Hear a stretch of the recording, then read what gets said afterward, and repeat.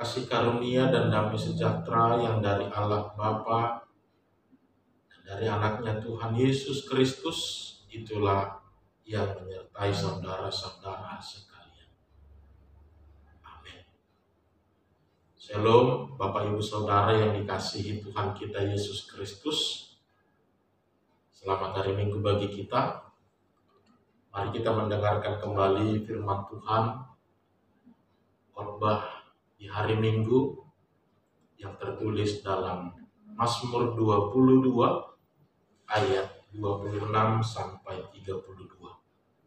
Mazmur 22 ayat 26 sampai 32. Beginilah firman Tuhan. Karena Engkau, aku memuji-muji dalam jemaah yang besar.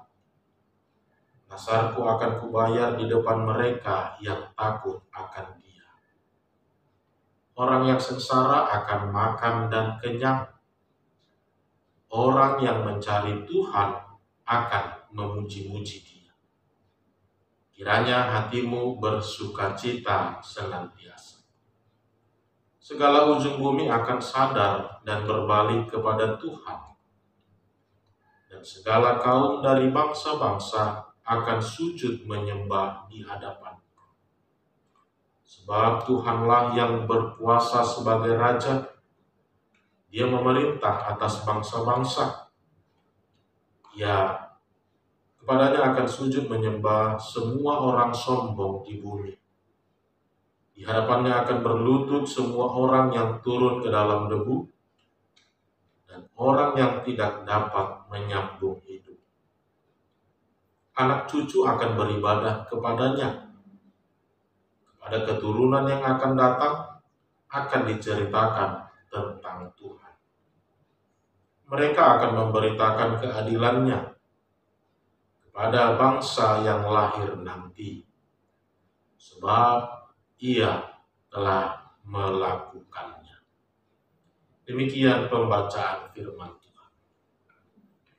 Saudara-saudara yang dikasihi Tuhan kita Yesus Kristus, ketika seseorang terhanyut di bawah arus sungai yang begitu deras, tidak ada yang bisa dia perbuat untuk membebaskan dirinya, maka satu-satunya yang bisa menyelamatkan dia hanyalah ketika ada seseorang yang datang untuk menolong dia. Ketika seseorang datang untuk menolong dan menyelamatkan dia. Sebab apa yang dia miliki, keadaan situasi itu sudah tidak lagi memungkinkan bagi dia untuk membebaskan dirinya sendiri.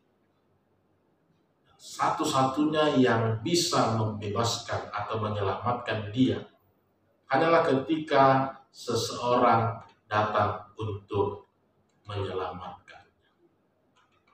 Demikianlah kiranya gambaran yang bisa kita gambarkan tentang keadaan yang sedang dihadapi Raja Daud dalam perikop ini.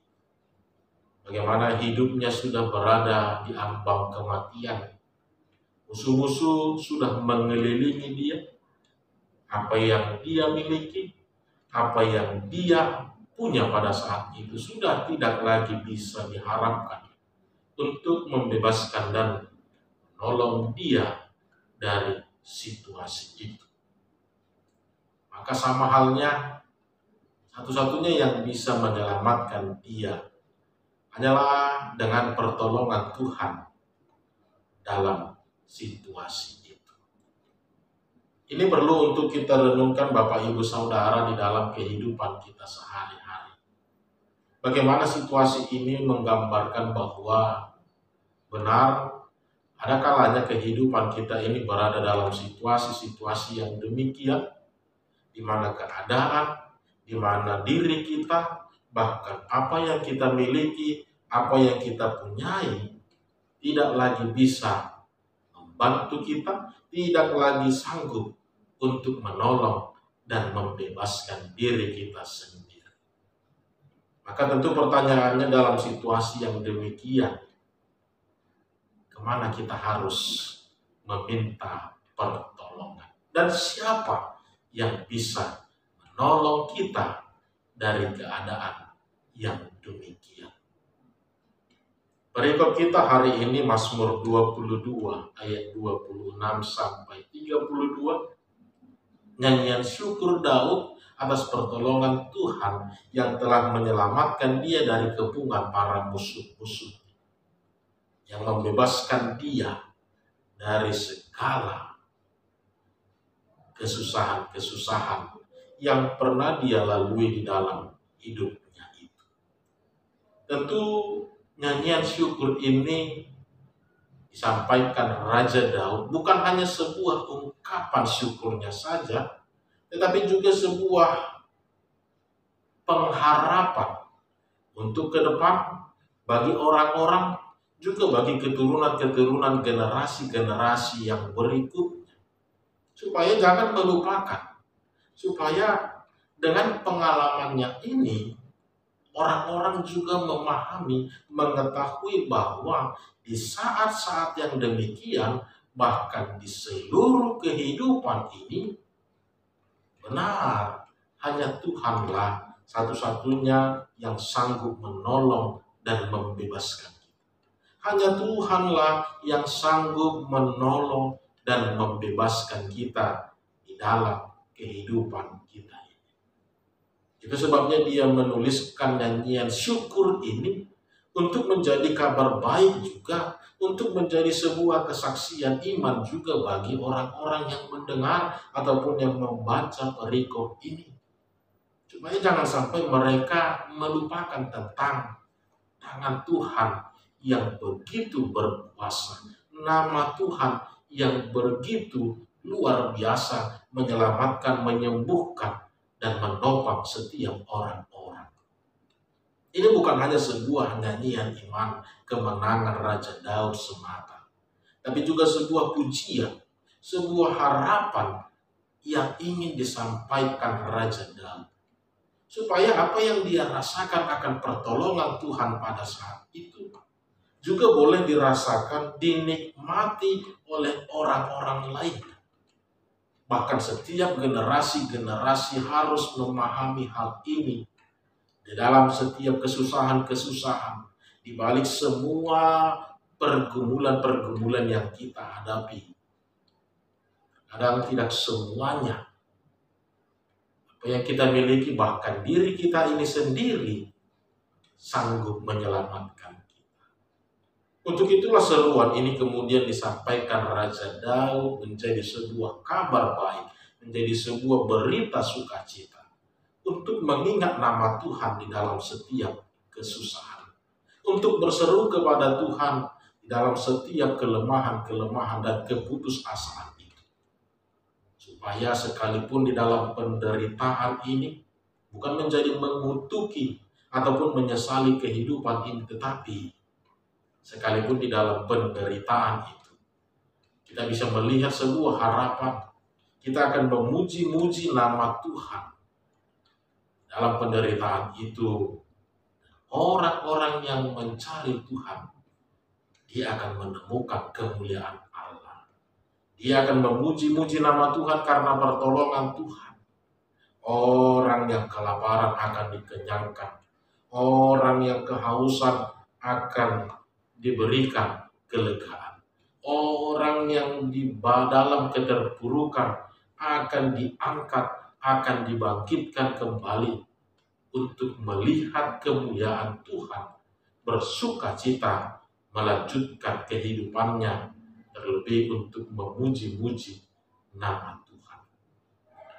Saudara-saudara yang dikasihi Tuhan kita Yesus Kristus, maka yang menjadi perenungan di dalam perikop ini adalah setelah Tuhan menyelamatkan kita, menolong kita, memberi kesempatan kepada kita, mengangkat kita dari keterpurukan, memberikan kehidupan yang lebih baik, memberikan kesembuhan kepada kita.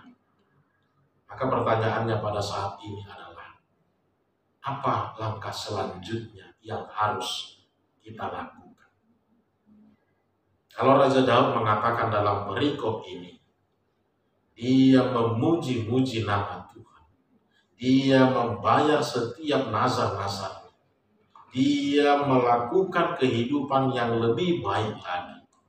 Tidak hidup di dalam keberdosaannya, hidup di dalam peribadahan-peribadahanlah yang kemudian dia lakukan di dalam kehidupan. Semua itu dalam rangka mensyukuri, menikmati pertolongan Tuhan yang tak henti-hentinya diberikan Tuhan kepada dia. Daud memberikan beberapa gambaran hal-hal yang harus diperbuat oleh orang-orang yang telah mendapat pertolongan Tuhan, orang-orang yang telah diselamatkan oleh Tuhan. Bukan mau membalas, bukan. Tapi sebagai bahagian dari rasa syukur kita kepada Tuhan. Sebagai ungkapan syukur terima kasih kita kepada Tuhan. Karena Tuhan telah menyelamatkan dan menolong kita, menyembuhkan kita dari setiap penderitaan. Maka ini juga yang menjadi pesan yang mau disampaikan Raja Daud, firman Tuhan hari ini dalam Mazmur 22 ini, bahwa benar setiap orang yang telah diselamatkan haruslah memuji-muji nama Tuhan. Setiap orang yang mencari Tuhan akan menemukan dan dia akan merasakan pertolongan Tuhan begitu luar biasa. Maka ketika kita menikmati setiap kemurahan itu, mari nyatakan syukurmu kepada Tuhan. Dengan perubahan-perubahan yang lebih baik, dengan komitmen-komitmen iman yang lebih baik, dengan membangun sebuah persekutuan, dengan menghidupi peribadahan yang kudus, dengan mencintai kebaikan-kebaikan Injil-Injil Tuhan yang harus kita perdengarkan di dalam kehidupan kita. Jika kita sedang terhanyut di bawah ombak yang begitu deras, kita tahu tidak ada yang bisa kita perbuat untuk menyelamatkan kita selain dengan berseru kepada Tuhan dan memohon pertolongan Tuhan. Kita mencari kemuliaan Tuhan. Kita memohon perkenanan Tuhan untuk membebaskan kita. Maka bagi yang telah diselamatkan, pujilah Tuhan. Bersorak-sorailah, memuliakan namanya. Nyanyian yang baru yang akan selalu kita perdengarkan di dalam kehidupan kita ini. Maka selamat beribadah. Selamat merenungkan firman ini. Kiranya kita semakin dimampukan untuk menjadi manusia baru di dalam Tuhan Yesus Kristus. Tuhan Yesus